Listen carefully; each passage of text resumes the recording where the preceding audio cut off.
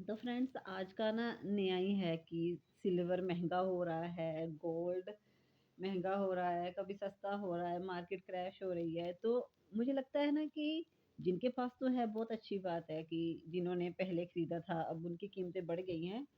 मुझे लगता है कि इस चक्कर में पड़ना चाहिए। आज की जो जनरेशन है ना, उसको इसकी टेंशन नहीं लेनी चाहिए। लाइक कि जिनके पास है वो खरीद ले।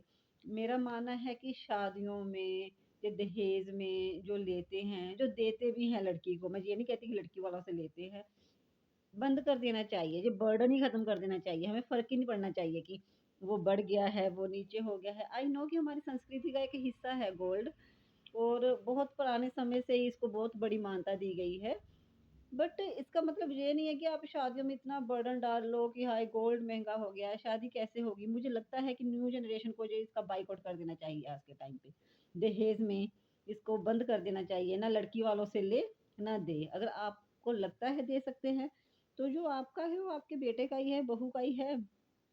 तो इसकी इतनी टेंशन मत लो कि ये बढ़ रहा है, कम हो रहा है। मैंने बहुत लोगों को देखा है कि उसका इसी पे ध्यान रहता है कि सिल्वर बढ़ गया, सिल्वर कम हो गया, गोल्ड बढ़ गया।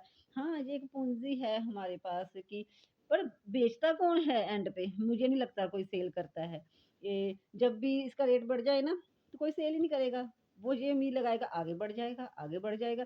मैंने तो बहुत पुराने समय पर अपनी मम्मा का वो देखा हुआ है, अभी तक पड़ा हुआ है, कभी कोई सेल नहीं करता। तो इसका हमें बाय बॉडी कर देना चाहिए। Thank you for watching.